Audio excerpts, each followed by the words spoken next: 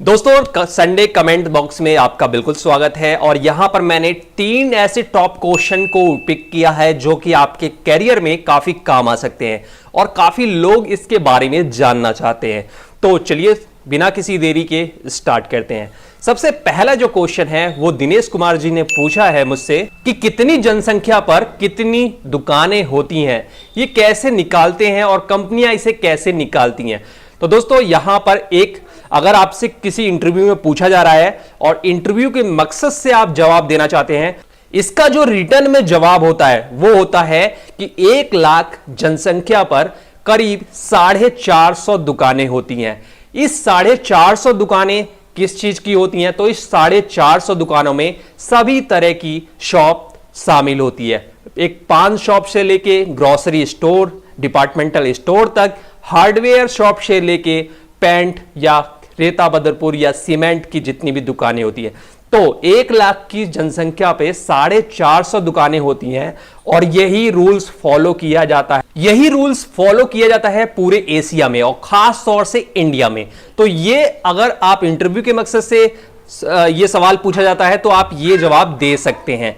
लेकिन अगर आप किसी एफएमसीजी कंपनी में जाते हैं और वहां पूछा जाता है, मान लीजिए खाने पे किराना स्टोर वाला उनके पास सामान है और वो इस सवाल को पूछते हैं तो कितने किराना स्टोर होते हैं कितने लाख जनसंख्या पर, तो 1 लाख जनसंख्या पर करीब 250 किराना स्टोर होते हैं। तो आप पूछेंगे कि ये आपने कैसे निकाला? 250 किराना स्टोर जितनी भी टॉप एमएनसी कंपनी है वो यही फॉर्मूला यूज करती हैं। और इसका जो फॉर्मूला है किस तरीके से निकाला जाता है, किस तरीके से किया जाता है, इस पर मैंने एक वीडियो बनाया है जो कि आगे 2-3 दिन में आपको वो वीडियो मिलने वाला है। उसमें पूरा मैंने फॉर्मूला बताया है किस तरीके से कौन कौन सी कंपनियां निकालती हैं। और अगर आप हार्डवेयर कंपनी में हैं, एफएमसीजी में हैं, सेल्स में हैं, बेवरेजेस कंपनी में हैं, तो आप कैसे निकालेंगे अपने प्रोडक्ट से रिलेटेड कितनी शॉप होती हैं कितनी जनसंख्या पे। इसमें स्थान का भी फर्क पड़ता है। एनसीआर रीजन, दिल्ली एनसीआर, वहां पर अलग फॉर्मूला काम करेगा। लखनऊ जैसी शहरों में अलग फॉर्मूला काम करेगा। छोटे जो शहर हैं वहां पर अलग फॉर्मूला काम करता है। जो पहाड़ी एरिया वाले शहर हैं वहां पर अलग फॉर्मूला काम करता है। उस वीडियो मैंने काफी अच्छे तरीके से बताया है और वो वीडियो आपको पूरे YouTube पे नहीं मिलेगी और किसी भी गूगल पे सर्च कर लीजिएगा, इस तरह की वीडियो आपको मिलने वाली नहीं है। मैंने पूरा फुल प्रूफ उसमें समझाया है, आप उसको जरूर देखिएगा। अभी अगर इंटरव्यू के मकसद से है तो 450 दुकानें होती हैं, पान शॉप से लेके grocery store, departmental store, hardware store, ये सब मिला के 1 लाख जनसंख्या पे 450 दुकानें होती हैं। और जितनी भी टॉप एमएनसी हैं वो एफएमसीजी मार्केट की, तो 1 लाख जनसंख्या पे 250 किराना स्टोर वो लोग काउंट करते हैं। दूसरा जो सवाल है काफी ज्यादा आता है और इसका मैंने काफी ज्यादा बार आंसर भी दिया है, पहले भी वीडियो भी बनाई है, वो वीडियो आप देख लीजिएगा। कटिंग हो रही है, टारगेट कैसे पूरा करें? तो दोस्तों कटिंग अभी जितनी हो रही है ना, आगे 5-10 सालों में और बढ़ जाएगी। कटिंग जब से मार्केट मैंने ज्वाइन किया उस समय भी लोग चिल्लाते थे कि कटिंग हो रही है, चाहे एम्प्लॉय हो चाहे डिस्ट्रीब्यूटर हो, और आज भी चिल्लाते हैं कटिंग हो रही है। लेकिन उस समय आज से 10-12 साल पहले जितनी कटिंग होती थी आज उसके 5-6 गुना और ज्यादा होती है।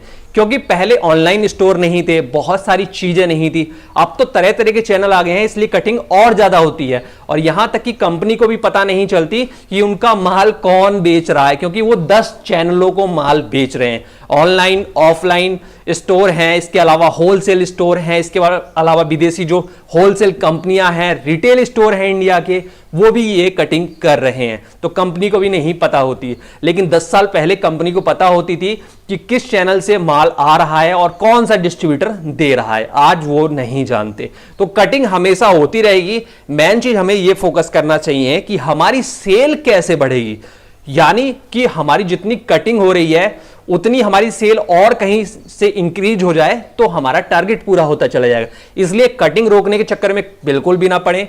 आप अपनी सेल बढ़ाने के चक्कर में पड़े। यानी कुछ ऐसी शॉप जोड़ें जहां पर आपका डिस्ट्रीब्यूटर नहीं पहुंचता या जहां कोई भी नहीं पहुंचता और कटिंग का माल भी नहीं पहुंच रहा। रूरल के कुछ ऐसी दुकानें जोड़ें, क्योंकि नई नई दुकानें खुलती हैं और किसी को पता भी नहीं चलता। बहुत सारी चीजें ऐसी होती हैं कि आप कटिंग के नए नए आइडिया सोचिए और अपने माल को कट कीजिए। यह भी एक फॉर्मूला है जो कि टॉप प्रोफेशनल अपनाते हैं। यानी कटिंग आपके एरिया में हो रही है, आप भी कर दीजिए कटिंग कहीं। ऐसा नहीं है कि हमेशा कटिंग करनी है। आपको जब लगे कि 1-2 लाख का माल, 10 लाख का माल कहीं फेंकना है, तो आप ऐसा चैनल खोजिए और वहां पर फेंक दीजिए। इस तरीके से आप अपना टारगेट भी पूरा कर सकते हैं। यही सारी चीजें इस रणनीति में अपनानी पड़ती है सेल्स लाइन में। और एक और क्वेश्चन मुझसे पूछा है, यह आपके लिए बिल्कुल नया होगा कि जो नक्शा होता है, इंडिया का नक्शा देखा होगा आपने, स्टेट का नक्शा देखा होगा, डिस्ट्रिक्ट का नक्शा देखा होगा, उसमें जनसंख्या दी होती है, पॉपुलेशन दी होती है और शहरों के बीच की दूरी दी होती है। तो एक मैप से एफएमसीजी चैनल सेल्स का क्या संबंध है? मैप हमें कैसे सहायता कर सकता है ऊंची सैलरी में या ऊंची पोजीशन में? तो मैं आपको दोस्तों बता दूं कि मैंने खुद से किया है, मैंने कई स्टार्टअप के साथ काम किया है, कई अच्छी कंपनियों के साथ, डायरेक्टर के साथ भी काम किया है।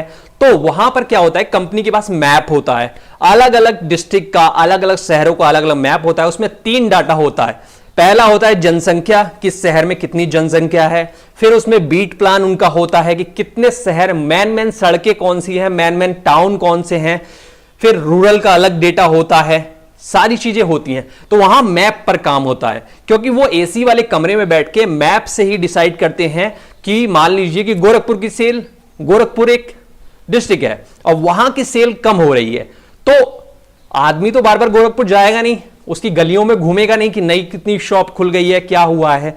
तो कुछ डेटा जो सेल्समैन भेजते हैं, जैसे डीएसआर बना के, तो और सेल जो उनकी होती है, कुछ डेटा वहां से मिल जाता है। इसके अलावा मैप होता है, वहां का मैप उठाया जाता है, देखा जाता है कितनी पॉपुलेशन है, कितने उसमें शहर हैं, जो अच्छे अच्छे पॉइंट हैं, जैसे पर्यटन वाले, क्या क्या चीजें। तो इस सारी चीजों से एक टारगेट डिसाइड किया जाता है कि यहां पर इतनी सेल होनी चाहिए थी, भविष्य में इतनी सेल हो सकती है और सेल कहां कहां और बढ़ सकती है। हमारे जो सेल्समैन हैं वो कौन कौन सा एरिया कवर करते हैं, कौन कौन सी बीट पे जाते हैं, किस बीट में कितनी दुकानें हैं। मैप देख के ही पता चल जाता है कि कितनी दुकानें हो सकती हैं। तो इस तरह से प्लानिंग की जाती है। तो मैप अगर आप अभी से देखना स्टार्ट कर देंगे, उसको पढ़ना कि उसका किस तरीके से आप अपनी सेल बढ़ाने में इंक्रीज कर सकते हैं, किस तरह से अपना बीट प्लान बनाने में उसका इस्तेमाल कर सकते हैं, रूट प्लान बनाने में किस तरह से इस्तेमाल कर सकते हैं, साथ ही टूर प्लान बनाने में किस तरीके से इस्तेमाल कर सकते हैं। अगर आप छोटी पोजीशन पे हैं, सेल्स ऑफिसर, एएसएम, मैं इनको छोटी पोजीशन ही मानता हूं क्योंकि यहां एएसएम तक मैप का ये लोग ज्यादा इस्तेमाल नहीं करते। लेकिन अगर आप छोटी लेवल से ही मैप का इस्तेमाल करने लगेंगे, ये सारा डेटा रखने लगेंगे, तो अच्छी नौकरी के लिए जो इंटरव्यू होता है, इसमें से बहुत सारा क्वेश्चन पूछा जाता है और आपको ये सारा प्रैक्टिस रहेगा तो आप जवाब भी दे देंगे।